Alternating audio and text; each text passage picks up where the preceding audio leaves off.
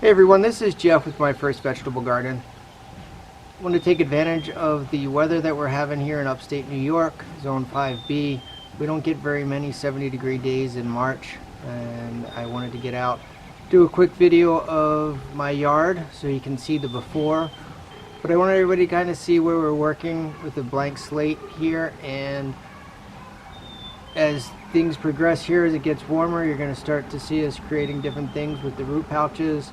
I don't have a huge space, but we're going to utilize some of the things that Gary's talked about in his videos to really maximize what we have here and see what we can do this summer to get the most out of a smaller area.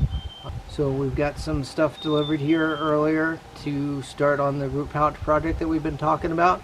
Gary and I are going to both be growing in those. He's going to be kind of the teacher, and I'm going to be the student, and hopefully we have a lot of fun with it. Hey everyone, welcome to my first vegetable garden. We've got a couple little projects underway. Just got a nice pallet of new product delivered that we are going to be testing out. I just wanted to give you a quick tour of what my yard looks like before we get started changing everything over. We're going to be doing a lot with the root pouches. Hope you enjoy the tour. On my side yard here, obviously we've got a lot to cut back. Here in zone 5B in upstate New York, we haven't had a lot of nice weather. Today it's about 70 degrees. That's kind of our fake spring that we always get. I haven't had a whole lot of luck with things here in the side yard, probably because I'm not growing the right kind of stuff here. Try a lot of pumpkins and watermelons on this section, and they always seem to get some huge vines and die out. Probably some sort of vine borer, but this year we're going to really map things out and figure out what is going to grow best where. So this is the landscape that I have, and hopefully as I'm learning here I'm not going too fast. I don't want to make anybody seasick with it. This is going to be the section where we are going to be doing a lot of the raised beds. Again, I'm going to be mapping out the sun, going through where everything is. Going to be doing a lot up on the deck again this year. So we're going to be doing a lot with the root pouches.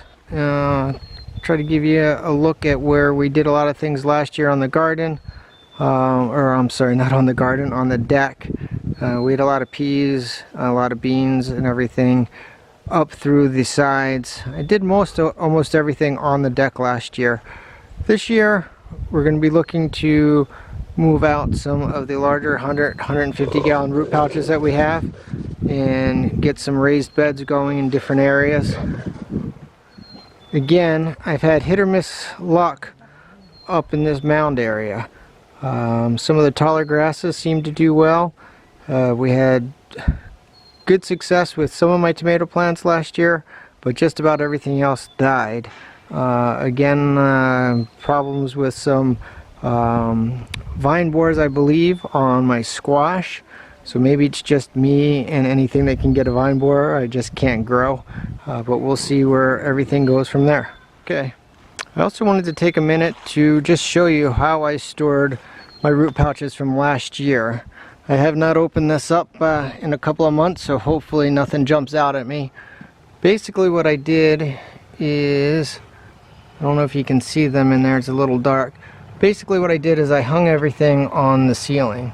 I put a rake across the top, or an oar, I forget what I used, but I just hung everything to get them up off the ground.